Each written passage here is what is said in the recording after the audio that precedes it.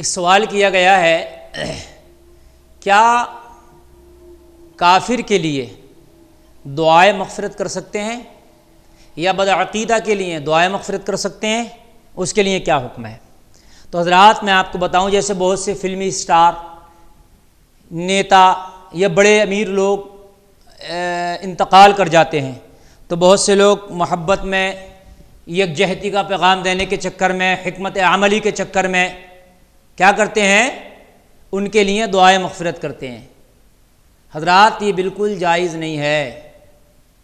کافر کے لیے دعائے مغفرت آپ ہرگز نہیں کر سکتے، وہ چاہے فلمی ہیرو ہو، ہیروئن ہو، نیتا ہو، امیر ہو، مالدار ہو، تاجدار ہو، تخت والا ہو، مال والا ہو، زمیندار ہو، کتنا بھی امیر کیوں نہ ہو، اس میں کوئی حکمت عملی نہیں ہے۔ حد یہاں تک ہے کہ علماء فرماتے ہیں ان کے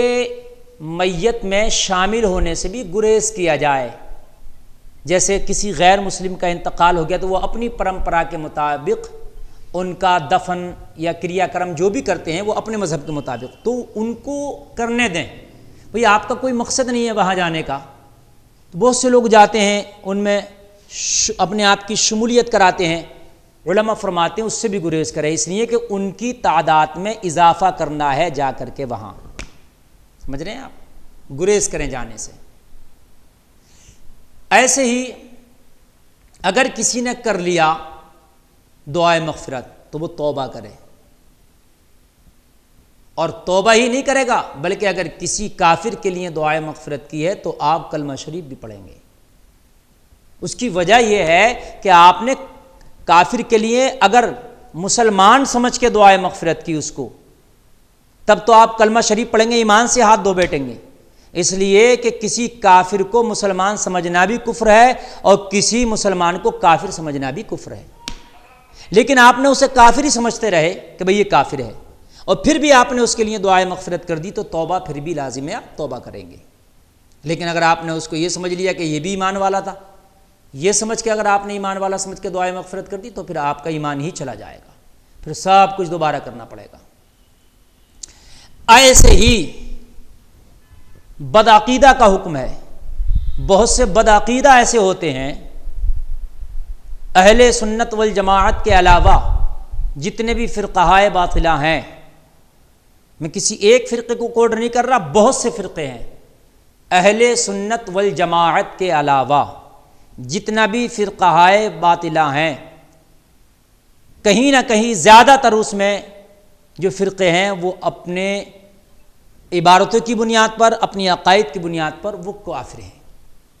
اگر ان کی بھی آپ نے نماز جنازہ پڑھی اور ان کی نماز جنازہ پڑھ کے ان کے لیے دعائے مغفرت کی تو یہاں بھی وہی حکم لگے گا جو کافر والا تھا، اس لیے کہ وہ اپنی عبارتوں کی بنیاد پر، اپنے عقائد کی بنیاد پر وہ بھی دائرہ اسلام سے بالکل خارج ہیں، اسلام سے فارغ ہیں۔ اب آپ حکمتاً، مصلحتاً، دکھانے کے لیے، تعلقات بنانے کے لیے، خاندان کی وجہ سے، پڑوس کی وجہ سے آپ ان کے جنازوں میں شامل ہو گئے۔ حد یہ ہے کہ آپ نے نماز جنازہ بھی پڑھ لی، تو اب اگر آپ نے ان کو مسلمان جان کے نماز جنازہ پڑھ لی،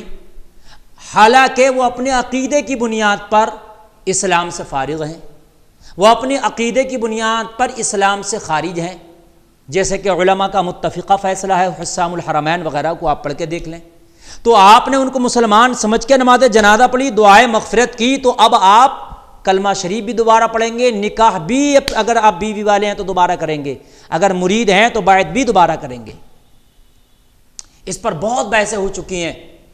کئی سال پہلے مفتی عبد المنان کلیمی وغیرہ نے اس پر تو باضابطہ طور سے کھلا چیلنج کیا تھا، اور بڑے دنوں تک اس کو سوشل میڈیا اور الیکٹرک میڈیا اور یہ بڑی میڈیا پر بھی سب چلا تھا، یہ اخبارات میں یہ آیا تھا۔ مسئلہ اور فتویٰ اپنی جگہ اٹل ہے۔ اگر بدعقیدہ کی آپ نے نماز جنازہ پڑھی، دعائے مغفرت کی، یہ سمجھ کر کے یہ بھی ایمان والا تھا، تو آپ بھی فارغ ہو گئے، اب آپ نے سب کچھ کام دوبارہ کرنا ہے۔ لیکن آپ نے بدعقیدہ کی، آپ جنازے میں شریک ہو گئے، آپ کے ذہن میں یہ تھا یقینی طور پر کہ بھئی یہ بدعقیدہ ہے، یہ جہنمی ہے، پھر بھی آپ جو ہے آپ اس کو بدعقیدہ جہنمی سمجھ کے مصلحتاً،